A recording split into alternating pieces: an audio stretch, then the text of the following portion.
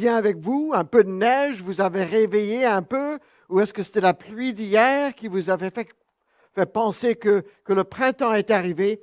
Moi, je ne suis pas certain de ce qui se passe là. Je ne suis pas certain. On est en train de regarder une petite série qui se trouve dans Bâtir la maison de Dieu. Et je ne sais pas si vous êtes bien, si vous connaissez bien l'aspect de construction ou de rénovation ou de bâtir les choses. Est-ce qu'il y en a parmi nous qui ont bâti des maisons ou rénové des maisons? Seulement un. J'ai parlé à Martin cette semaine. Martin, oui, OK.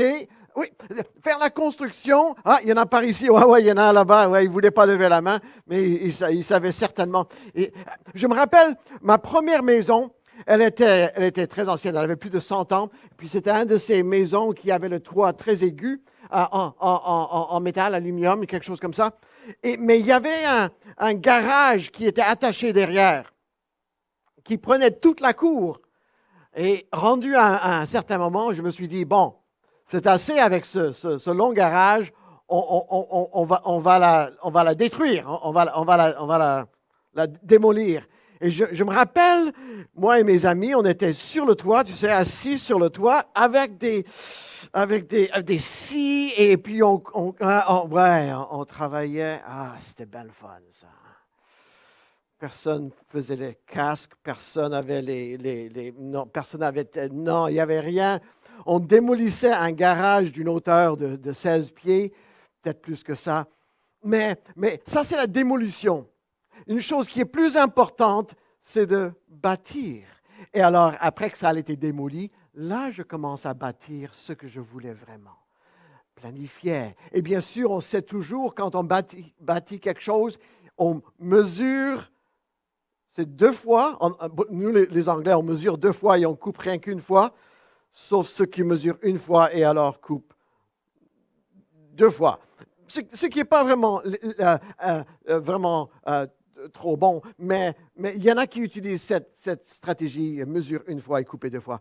Et je confesse, peut-être qu'il y en a d'autres ici qui confessent de ne pas être aussi sages ou aussi connaissants qu'on aurait voulu en faisant la construction. On a regardé, il y a une couple de semaines, on a regardé Jésus, la porte de la maison de l'Éternel. Jésus lui-même, le bon berger, la porte, et c'est à travers lui que la maison de l'Éternel est bâtie. On a regardé ensuite, ensuite on a regardé le slogan de la maison de l'Éternel, ce qui est l'amour. Ça tombait pas loin de la Saint-Valentin. L'amour et aimez-vous les uns les autres. Si vous vous rappelez, on a partagé un petit cœur ensemble en expression d'amour et ce qui est essentiel à bâtir la maison de Dieu. Et ce matin, nous allons regarder Pierre vivante. Pierre est là. Où es-tu, Pierre? Je lui ai dit que j'allais prêcher un message. Il est là? Pierre et Jean-Pierre. Oui, OK, ils sont là. En fait, je suis allé ce matin pour une illustration pour mon message. Je suis sorti. Je me dis, je sais, il y a une pierre dans mon jardin dehors. Je vais la porter. C'est vraiment... Et puis, je savais exactement où est-ce qu'elle était, mais elle était inondée. Non, pas inondée, ça c'était hier. Couvert complètement de neige. Alors, je n'ai pas d'illustration à vous montrer, mais je crois que vous savez ce que c'est une pierre. Et alors, le titre, c'est « Pierre vivante ». Vous dites, les pierres, c'est pas vivant. Les pierres, c'est une roche. Comment est-ce que une pierre peut être en vie? Il y en a qui disent d'être vivant et le contraire d'être vivant, ce n'est pas la mort. Sans Dieu. En fait, le contraire de vivant, c'est être sans vie. La pierre elle-même est sans vie.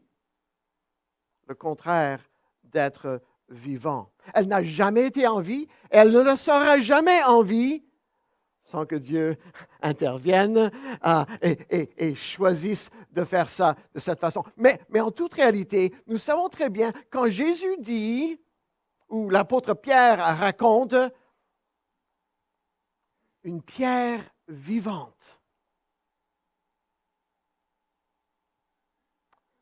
Dieu prend des rochers et des pierres sans vie et les transforme en pierres vivantes.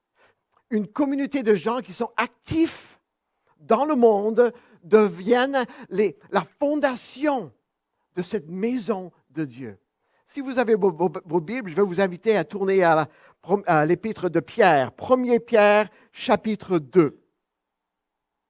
1 Pierre, chapitre 2, et on va regarder versets 4 et 5. Et s'il y a quelqu'un qui l'a trouvé et qui désire lire ces deux versets-là, ce serait super. Est-ce qu'il y a quelqu'un qui va nous lire ce passage? Quelqu'un? Personne? Si je mets les paroles sur l'écran, est-ce que vous... Ils sont déjà. OK. Est-ce que quelqu'un veut lire, peut-être commencer du verset 1 alors, du verset 1 à verset 5. Est-ce que c'est mieux ça, si je demande ça? Verset 1 à verset 5, s'il vous plaît. 1 Pierre, chapitre 2.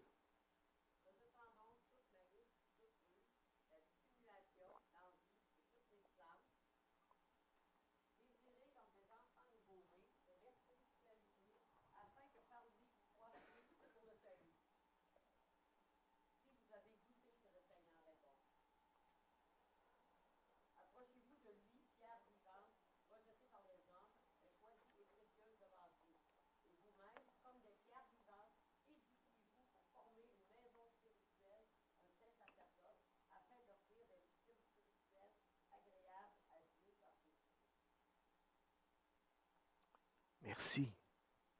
Alors, vous voyez notre texte pour ce matin.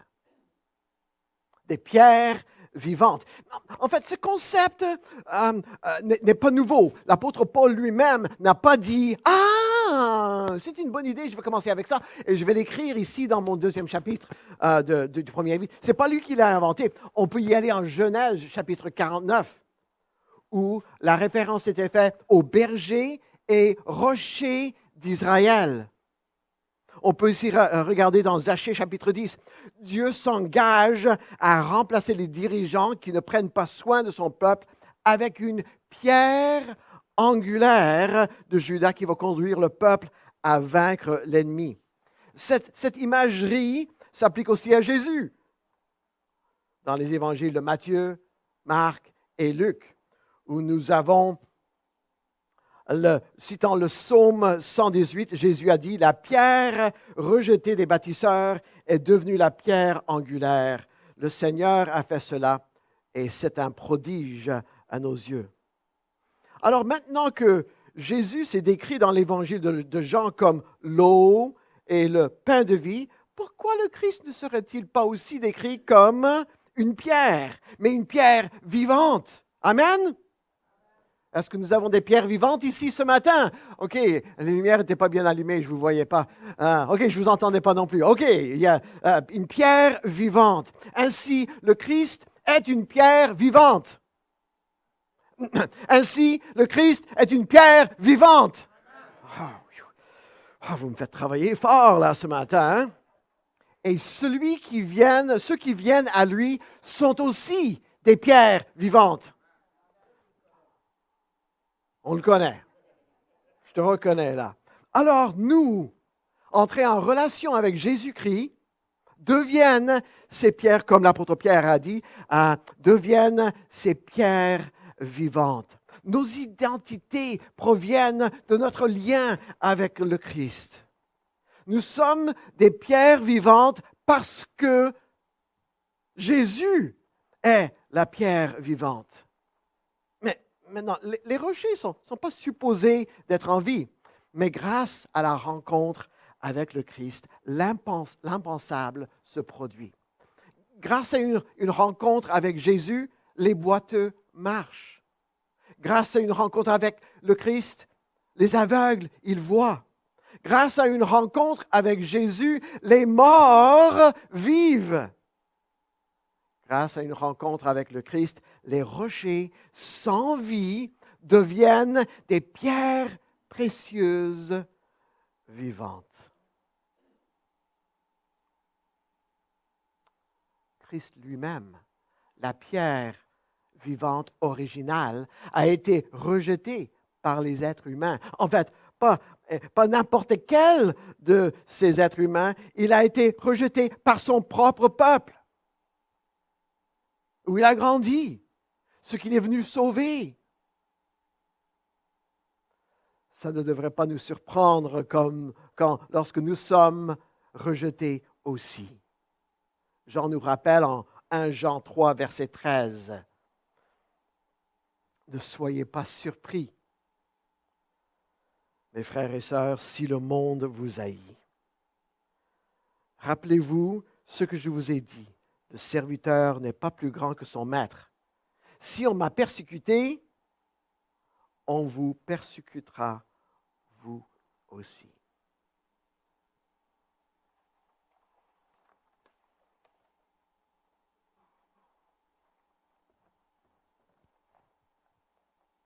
J'ai oublié de donner le texte pour la traduction. Nous avons une traduction simultanée là, mais ça a commencé un peu. It's a little bit late, sorry about la traduction.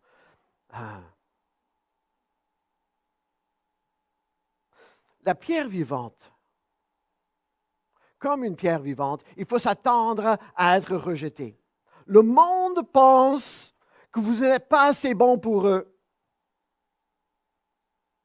Vous le savez, lorsque la vérité est plutôt à cause de Christ, vous êtes trop bon pour eux. Nous avons la bénédiction de Dieu. Et ce fonctionnement est différent. Et fonctionne sur des normes différentes que le monde. Un jour, un collecteur de pierres précieuses allait, et le long de son chemin, il a vu une pile de rochers. Il a regardé, il en a trouvé une. N'importe laquelle. Il est rentré chez lui, il a travaillé dessus. Il l'a poli, il a fait le processus de vraiment apporter la beauté de la pierre. Je peux faire quelque chose avec celle-là. Et il l'a pris, il l'a poli jusqu'à qu'elle brille.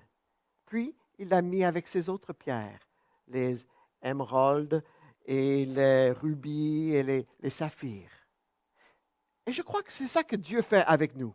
Lorsque nous étions comme des roches sans valeur, Dieu a dit, je peux faire quelque chose avec celui-là. Je peux faire quelque chose avec cela. Il nous a choisis, il nous a invités, il nous a transformés en quelque chose de précieux. Vous êtes précieux. Précieuse? Précieux. Et Dieu vous a choisi parce que vous êtes précieux. On était choisis, précieux, pierre vivante, et il nous compte parmi son trésor, ses trésors. La ville de Sparte, dans l'Antiquité, est une ville célèbre pour son mur. Un peu comme la Chine, célèbre pour la grande muraille de Chine, mais différent. Et alors, un jour, un dignitaire qui venait d'une autre place venait visiter la ville de Sparte. Il a vu le théâtre, il a vu des spectacles, il a vu les musées, il a vu les statues, il a tout vu, même le palais, il a vu. Mais il demande au maire de Sparte, dites-moi, ce mur dans lequel la ville est si renommée, je ne l'ai pas encore vu. Venez, je vais vous la montrer. Et alors, il apporte l'invité à voir le mur. Mais le mur n'était pas comme les murs de Chine. Le mur lui-même était son armée. Armée de soldats qui étaient là. Et c'est ça le mur, un mur vivant. Le grand mur de Sparte, et chaque homme est une brique.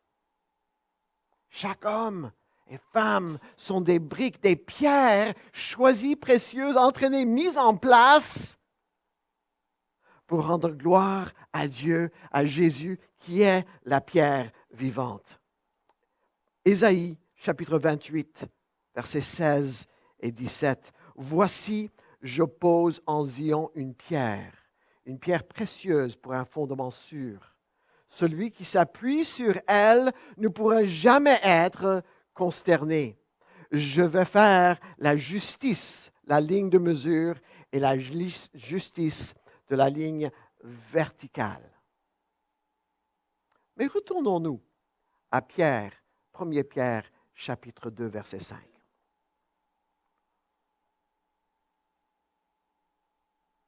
Vous tous,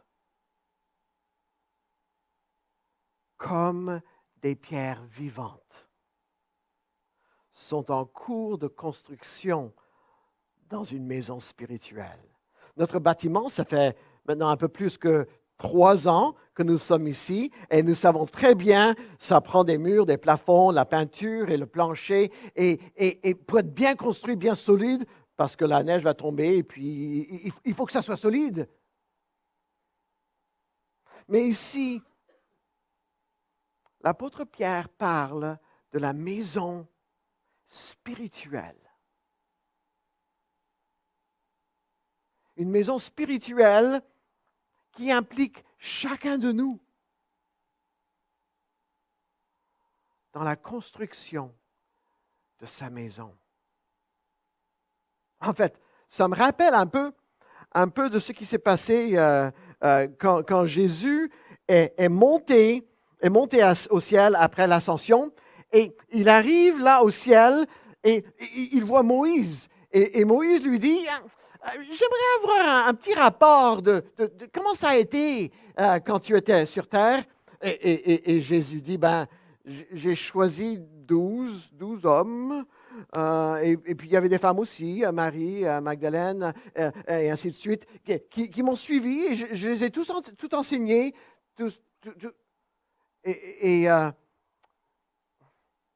Mais est-ce qu'ils vont échouer?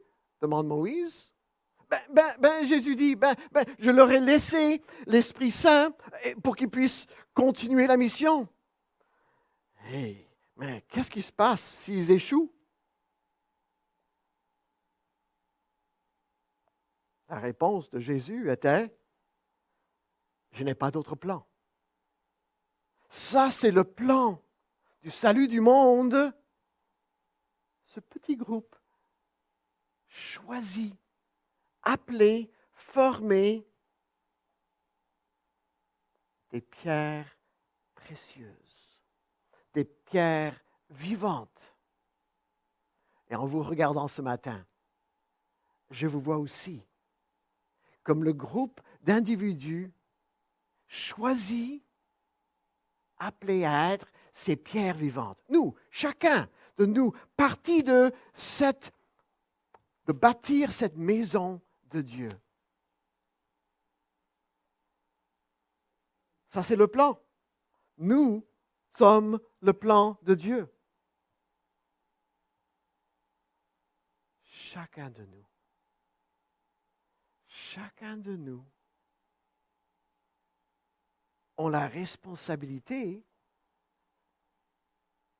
Parce que nous avons été choisis, appelés, bien polis, faits précieux dans les yeux de Jésus.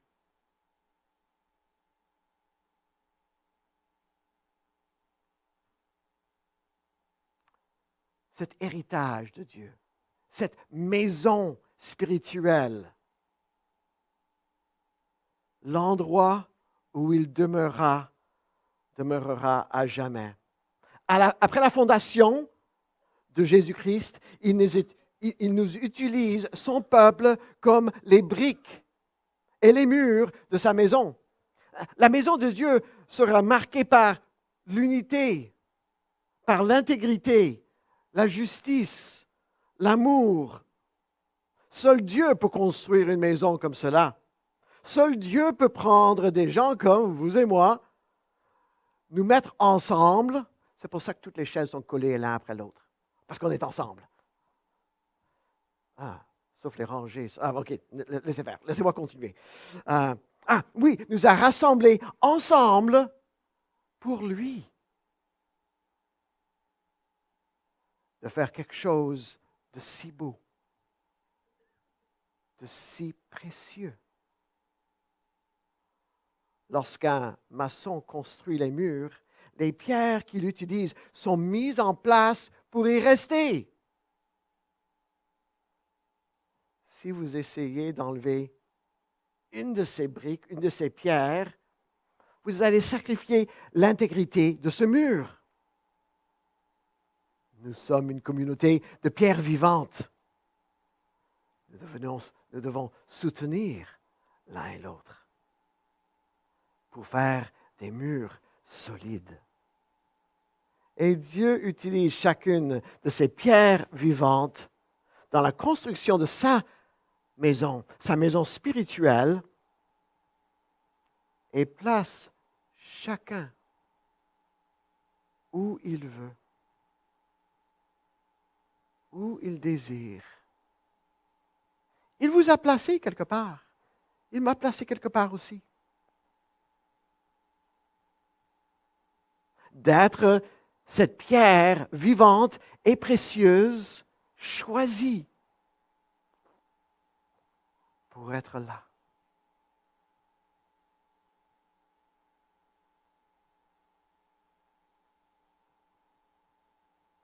Ce n'est pas à nous les pierres de choisir où nous devrons être placés. Nous laissons ça devant Dieu, qu'il nous guide, qu'il nous place, qu'il nous utilise. Nous devons prendre garde à ne pas rejeter ce que Dieu a choisi. Il y en a qui se mettent en colère, sont blessés, ou même s'ennuient avec l'Église et décident de rejeter l'Église pour faire la chose chrétienne tout seul. Tout ce qu'il vous faut, c'est Jésus, non? Ça me rappelle l'histoire de D.L. Moody à Chicago, qui est allé rencontrer un de les grands citoyens chez lui pour lui parler, lui donner le témoignage d'accepter Jésus comme sauveur. Ils étaient assis là dans le salon du monsieur. C'était l'hiver, un peu comme aujourd'hui. Et le foyer était allumé et il y avait un beau petit feu là, avec un feu à charbon. Et en essayant de l'expliquer, D.L. Moody a utilisé, bien sûr, des passages bibliques. Mais l'homme a dit non, je peux être aussi bon comme chrétien en dehors de l'Église qu'en dedans. Je n'ai pas besoin de venir à l'Église.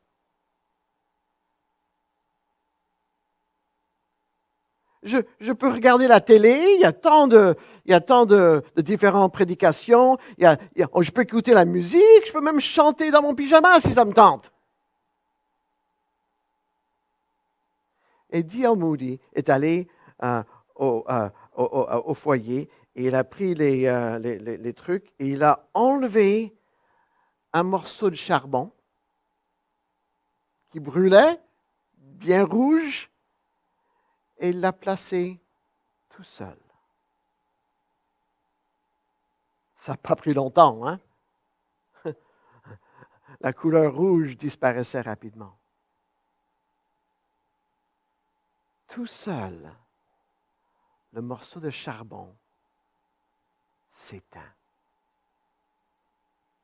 Mais unis ensemble, nous recevons la chaleur, les bénédictions, l'encouragement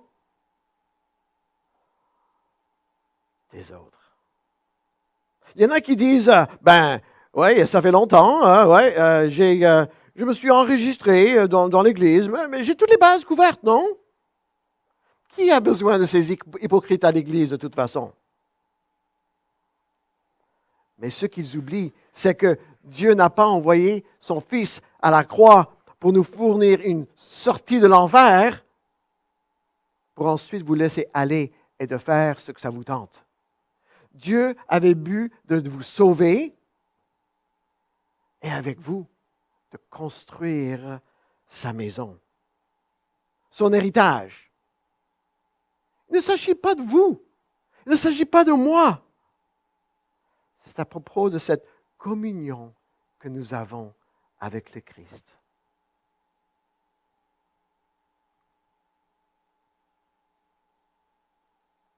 C'est ça qui signifie être vraiment des pierres vivantes.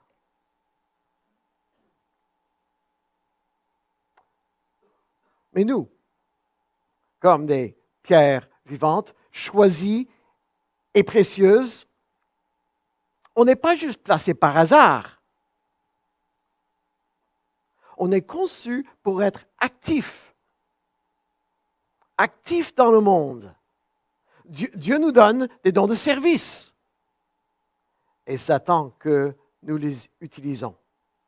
Dieu désire que nous appuyions les uns les autres du fait qu'il nous a mis ensemble dans sa maison, son héritage, son lieu de séjour dans ce monde. Il était une fois. Vous connaissez les structures grecques et romaines? On parle de la pierre angulaire. Les briques sont la même grandeur, mais celle qui est au centre en haut est taillée presque en forme V.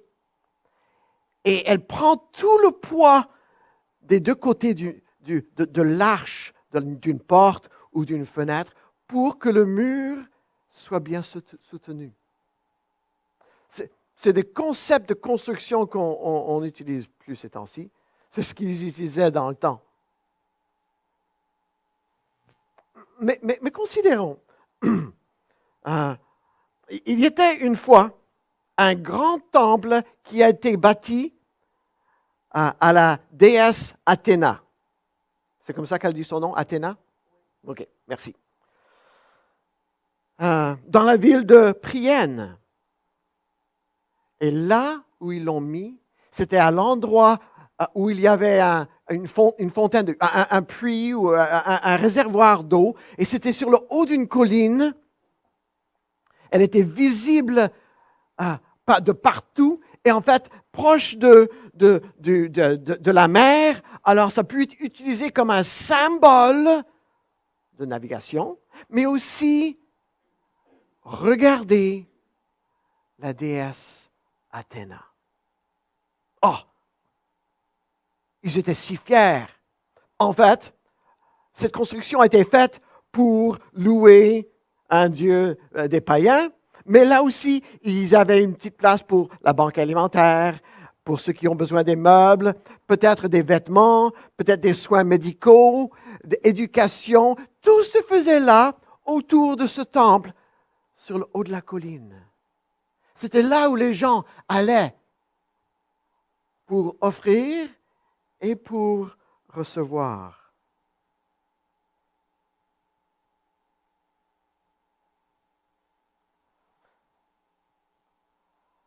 Lors de la construction, chacune des pierres ont été taillées est marqué quand ils étaient dans la... C'est une carrière de pierre, c'est là où on trouve les pierres? OK. Dans la carrière elle-même, l'architecte et les bâtisseurs sont allés là pour les mettre en place. Alors, elle n'était presque pas construite, mais décidée là, dans la carrière, avant même de la montée à la montagne. C'était des pierres choisies, taillées, coupées spécifiquement parce que ça doit être beau, parce que ça doit être le meilleur que nous avons ou qu'ils avaient. Ils savaient exactement où chaque pierre allait être placée dans ce temple. Le but était de déclarer la grandeur d'Athéna à tout le monde. Un jour, dans le village de Priene, dans ce premier siècle, il y avait une fille, peut-être âgée de 11-12 ans, qui se promenait et elle a rencontré un de ses amis. Et l'ami a dit, « Ah, je monte la colline pour aller au temple. Est-ce que tu veux venir avec moi? » Ah, non, j'y vais pas. Ben, pourquoi tu ne vas pas? Eh bien, je ne loue pas la déesse Athéna, mais je loue le Dieu éternel. Ça, c'est bizarre. Alors, où habite ton Dieu? Parce que le mien, dit la fille, habite sur la colline, dans le temple. Et on peut voir même sa statue. Et la petite fille chrétienne a dit, « Je n'ai pas besoin d'aller jusqu'à la colline à adorer une statue. Mais j'adore le vrai Dieu qui vit dans mon cœur. »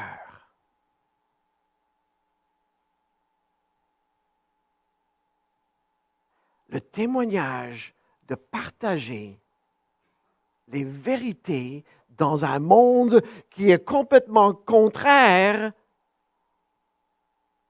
prend du courage. Lorsque Pierre nous appelle des pierres vivantes, il parle de notre être, d'être intégré dans un temple. Chacun de nous, nous avons tous un endroit fait juste pour nous par Dieu. Dieu a choisi de vivre en nous plutôt que dans le temple de Jérusalem ou tout autre temple. Nous devenons dans la chair la parole de Dieu. Que faire si vous ôtez une pierre du temple? L'Esprit y demeurera toujours? L'Esprit de Dieu vit dans le temple, vous. Dans 1 Corinthiens 3, vous êtes le temple. C'est au pluriel. Nous sommes le temple en tant que communauté. Être un disciple veut dire l'appartenance à une communauté qui devient le lieu où Dieu habite par son esprit. La communauté est l'endroit où le texte est vécu pour proclamer au monde que la présence de Dieu est parmi nous. Nous sommes les pierres vivantes à proclamer ce message que Dieu est parmi nous. Dieu veut que le monde le connaisse par la façon que ses disciples vivent en communauté. Parce que c'est ça qui transforme le monde. La façon que nous vivons pour lui. pas seulement les enseignements trouvés, mais le texte vécu en communauté par l'amour.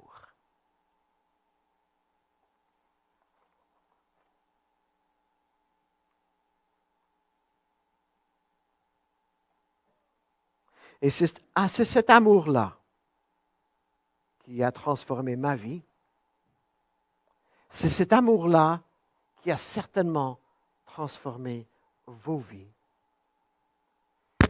Et peut-être vous avez oublié que vous êtes une pierre vivante, choisie et précieuse.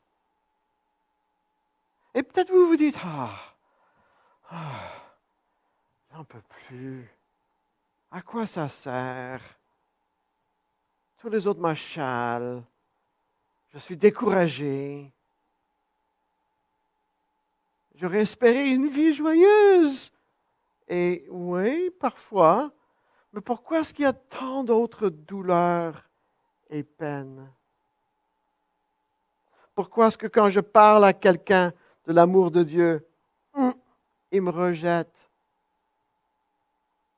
Pourquoi est-ce que quand je m'offre en service,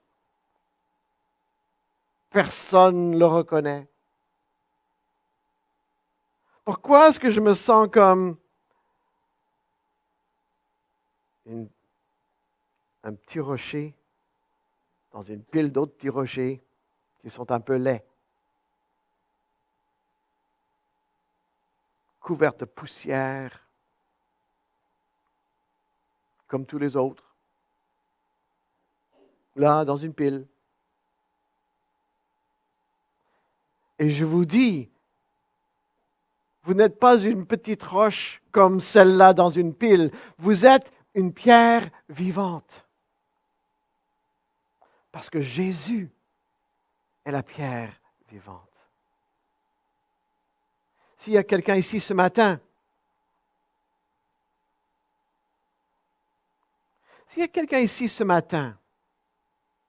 qui ne connaisse pas ce Jésus, la pierre vivante, vous pouvez le connaître ce matin. Vous pouvez découvrir qui est cette pierre vivante qui s'appelle Jésus, Jésus-Christ, pour vous ce matin.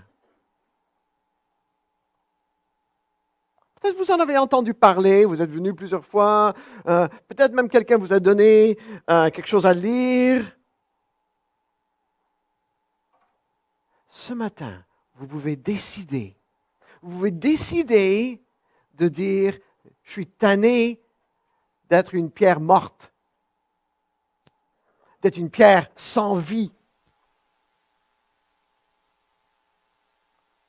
Je veux être une pierre vivante.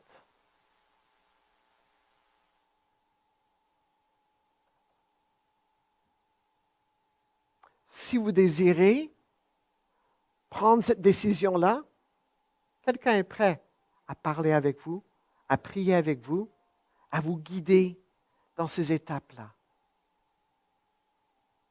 De laisser cette vie sans vie et d'entrer dans cette vie pleine qui est celle de Jésus.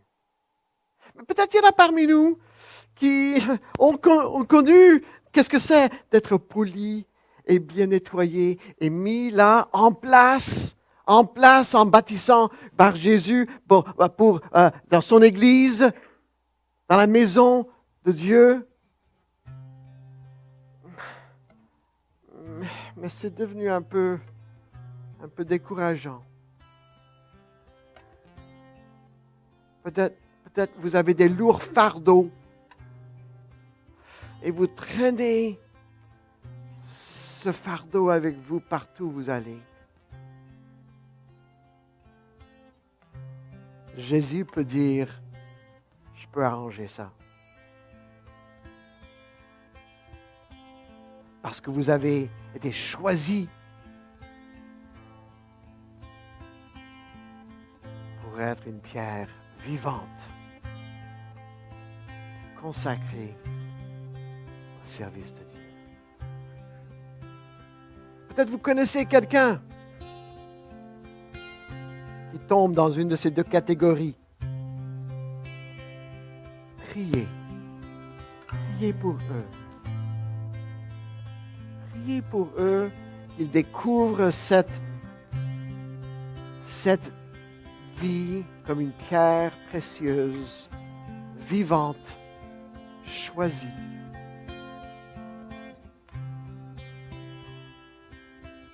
Nous allons tous prendre un temps de prière maintenant. Je vous invite à fermer vos yeux, bloquer toutes les distractions. Je vous invite à écouter ce que Dieu vous dit et de répondre à cette offre que Jésus a pour vous ce matin. Vous pouvez venir vers l'avant et quelqu'un priera avec vous. Vous pouvez lever la main et quelqu'un viendra vous parler. Répondez maintenant. C'est un moment personnel entre vous et Dieu. C'est un endroit, une maison sacrée, mise à part, protégée. Un endroit où Dieu est glorifié et est présent. Prenez ce temps maintenant. Seigneur, je prie que tu travailles dans nos cœurs.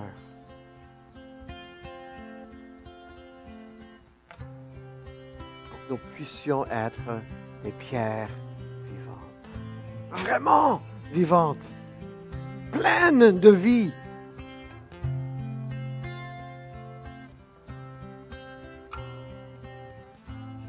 Nous savons que nous sommes précieux dans tes yeux. Tu es allé à la croix pour nos péchés. Oh, nous le savons, mais parfois on l'oublie. On devient découragé. Je prie, Seigneur, que tu sois là pour ceux qui sont découragés, qui veulent que les choses dans la vie fonctionnent bien. C'est long. Alors, on supplie Dieu éternel. On s'humilie devant toi.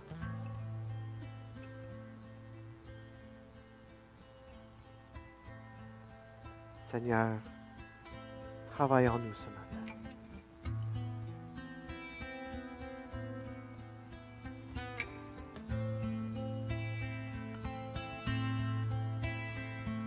Seigneur, attire mon cœur.